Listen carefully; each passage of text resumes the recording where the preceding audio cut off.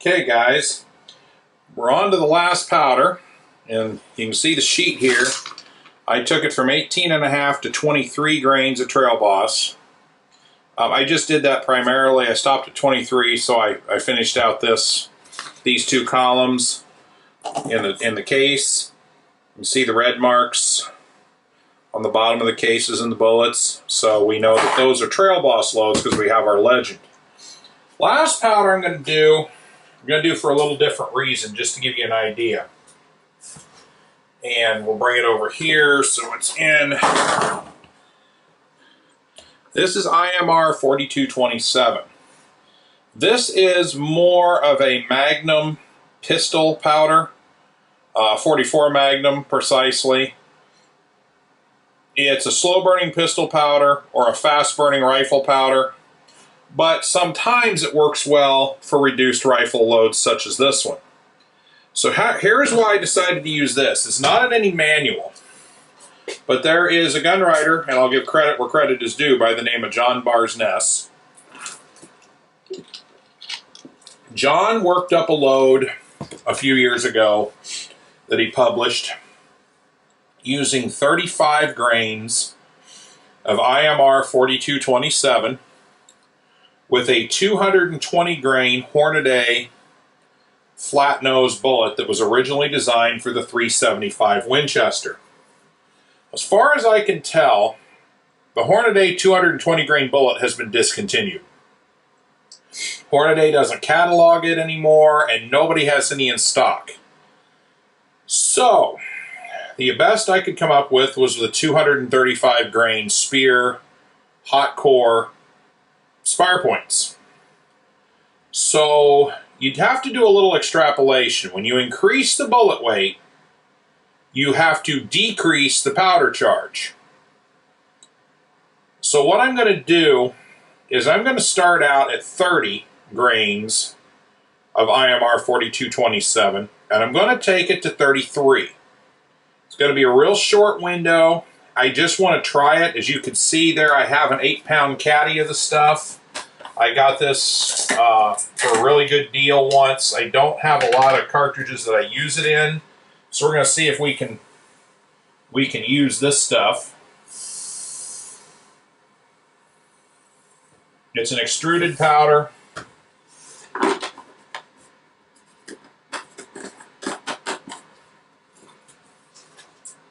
So what we're going to do here, dump this back in. Some of it came through the fill tube. Okay, so remember I said we're going to start with 30. Hit dispense, same as before. We're going to throw that first pan back into the hopper. And I should mark, this is the only highlighter I could find, which is going to be kind of tough on brass, but we're going to change highlighter colors. We'll go with yellow. I would prefer green or blue, but I couldn't find any. So go with what you got. Yellow is IMR 4227. Now this should not be confused with Hodgdon 4227. It's not the same stuff. They're similar, but they're not the same. So we pour that back in. We hit dispense again.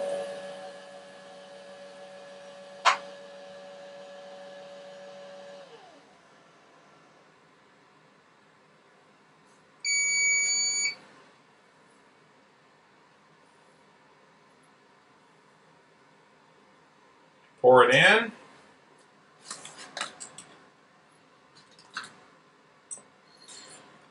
Now you should be really careful when you're taking loads from somebody else and they're not in a certified loading manual. Yellow's, it's on there. It just doesn't show up real well, but it's on there. The reason I trust these is this gentleman has been a gun writer for approximately 25 years. He really opts on the side of caution. If you find a load on the internet or on a YouTube channel here where somebody claims, they're getting 200 feet per second more than any of the loading manuals say out of whichever powder you care to name. For instance, I'm getting 3,200 feet per second with Reloader 22 and 120 grain bullet in my 25-06. Go look in a manual to see if that's right. I mean, those people pressure test and everything else. By the same token, if you have somebody coming up and say, I get 3,400 feet per second out of that load, then be worried. Because, don't use that load because you don't want to blow up the gun or yourself. These guys, and if you're one of these, I'm talking to you. If you believe that, if 25 grains of powder is good, 30's better, well, one of these days we'll be reading about you in the paper, or we'll hear those anecdotal stories where your gun blew up on you. We all know those kind of people, if we hand load, that we don't want to trust their loads. That's why I'm talking about this.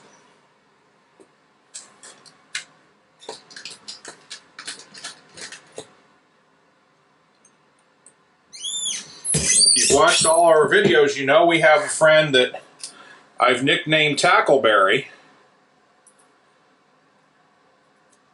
And if you go back and look, you'll find the video on the AR-15 that he blew up because he's not careful enough on his hand loading. So I'm going to keep going here. Again, I'm going to take this up to 33 grains.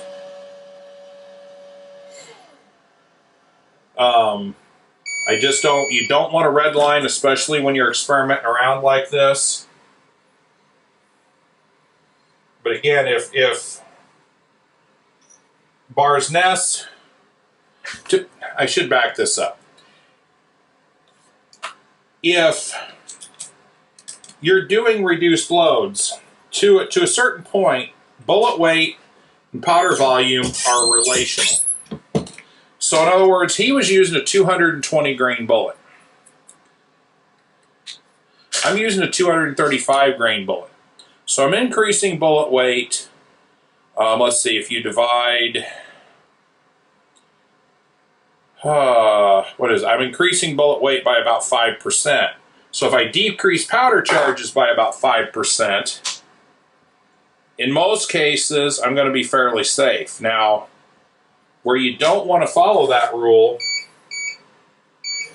is with slow burning powders. Anything, say, that burns slower than IMR 4350, and there's powder burn rate charts out there for you to look at. You want to be real careful doing reduced loads because you can get what are called hang fires. And they aren't any fun. Basically, the gun, it doesn't propel the bullet out, it explodes it out. And you can damage the gun or yourself pretty easily. So you want to be careful doing reduced loads.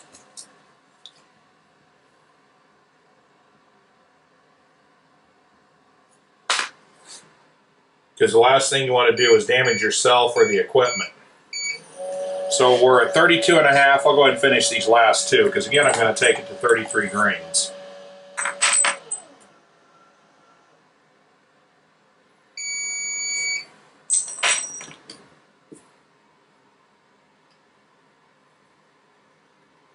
And when you're shooting these, you don't start with the heaviest charge and start up. You start with the lowest charge, and you don't start with the heaviest charge and work up or work down. You start with the lightest charge and work up. That way, if you start getting, your rifle starts acting funny, you can pull the rest of those bullets and not fire those cartridges. This is the last one that we're going to load on this.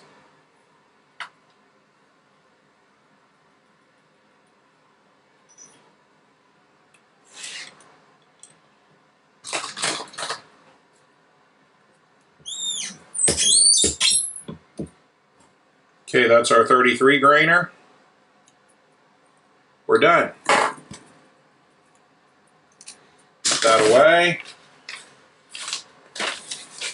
So anyway, so now you see what we've done.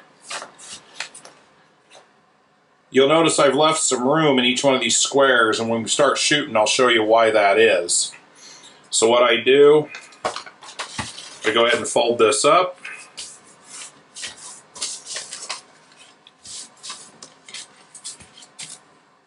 Tuck it into the lid, close her up. We're ready to go to the range, which I think I'm going to have to do. I'm going to go down. If you've watched any of our videos, you know I have access to a second private range anytime I want it. So the next time we get a day where it's not raining, I will take the cameras out and we will we'll shoot these, and we'll show you what I mean by climbing the scale, and what I mean, you know, bringing those bullets into the sweet spot. For now, I want to thank you for watching. I hope you learned something. If you have any questions or you want any clarifications, or if I've misspoken in this video, please leave a comment, and I'll try to get it fixed. And you know, if you want us to do something for you, you can post a comment here, or you can contact us on the mygunvalues.com webpage. Thank you for watching.